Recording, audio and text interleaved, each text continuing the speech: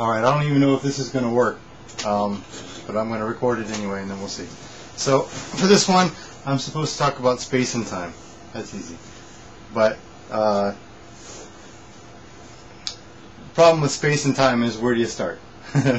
So, let's see here. Well, you know, Richard Dawkins has this thing where he talks about how we all live in what he calls middle space, right? Where it's, where, you know, our nervous systems and our minds are geared toward understanding the world on middle scale objects, or understanding objects in a medium scale. That is to say, we can't really visualize things that are very, very small, you know, on a microscopic level, and we can visualize things that are very, very big, you know, astronomical level, planets and stars and such. But we have a very good intuitive grasp of, you know, if someone throws a ball at you, you know, you can get out of the way, you can catch it. You know that reflexively. Also, if you think about it, you can picture it in your head. It's easy. We understand that. Not just balls flying through the air at your head or whatever, but anything. You know, if we can judge how water is likely to go down a path if we pour it on a hill. You know, these are weird examples, but you know what I mean. Where like, you know, you see cars and objects moving around, and that makes total sense to us. Whereas if you look at movements of objects on a microscopic level, not even going down to the atom, but just really tiny, you know, objects that don't exactly function the way we would expect them to. And in the same way, if you look at the planets and the stars, there's no intuitive explanation for why they do that. We had to have all these, you know, Newton and building on top of that, you know, Einstein. We had to have all these theories that came much later. You know, you had someone like Ptolemy who would go out and say, well, there's, you know, a sphere, and then a sphere inside that, and then a sphere inside that, and we're in the middle, and that's the space, that's the cosmos. And then we had to build just by observing, oh, well, that doesn't explain this, and then what about that? What about that? So we were able to observe it. Humans were always able to observe these things, but we never had an intuitive grasp of what was going on out there. We had to have all this. We had to have the math. We had to work it out little by little by little to get the picture that we have now.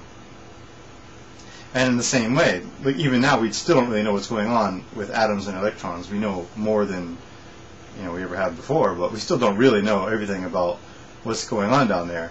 And even what we do know has been very recent. You know, we knew what chemistry was forever. We knew that there's something going on. You know, was it Democritus or whatever you say?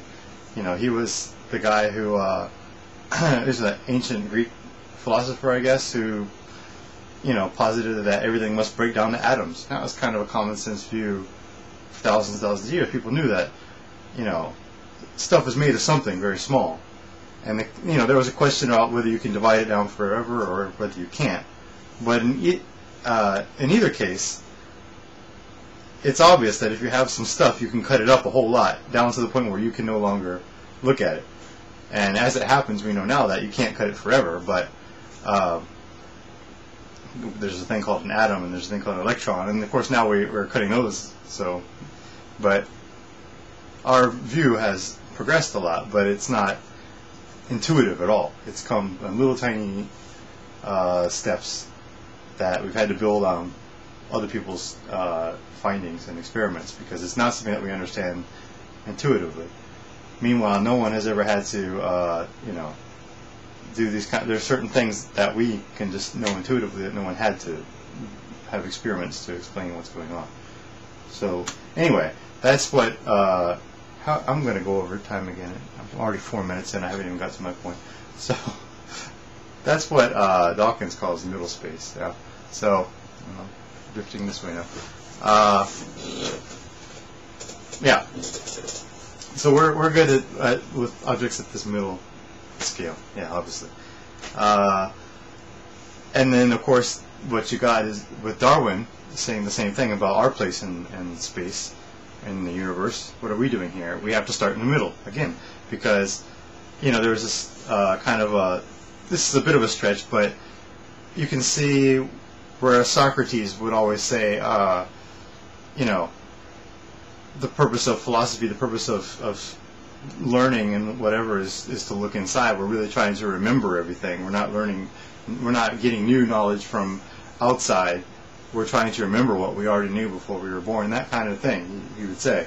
And that's contrasted with kind of, you know, the standard Western model that we use. I think it's been said that it comes from, you know, the Judeo-Christian worldview, which is that knowledge comes from without. You know, there's an external reality. We perceive it and we interact with it, and that shapes our understanding of the world. So, okay. But of course, what we know now is that it's something in between, because all this was going on before we were here to see it. And not only that, we are built of it. That is to say, these processes that were going on and built, you know, life and then animals and then us. And so we're starting the story in the middle. Now we can start explaining it, but it's not only that we're here and we have to look out at the universe, and it's not only that we have to figure out what we are. You know, we have to do both. We have to see how these blind processes in the universe over time have created us, and going forward, then, okay, not even going forward, but looking outward as well, we can see we can try to explain the motions of the stars and of the atoms and electrons, you know, apart from us. So that's just two aspects of, you know, you say what is real, what is reality? Is it something that we create? Well, kind of, because we have these brains that you know, evolved in a certain way, and when we understand something, when we perceive something, when we conceive of something, we have a certain special way of doing that that's subjective to us as humans. That's not necessarily anything real. But does that then mean that there is no such thing as something that's real outside of humans? Well, no, because which is the other way, the external, looking outside. Well, there's that too. There is something going on out there that has nothing to do with you know, specifically the way we see it. You know, when we see a color red, that's only red to us because of how our eyes react and what we're sensitive to. But there is light there, whether we're here to observe it or not. There is an energy wave that is being propagated. You know, we were there to detect it, but there's something going on apart from just how we observe it. That really doesn't have anything to do with space and time, does it? But that's what I ended up rambling about, and I'm going to upload this before I get cut off again.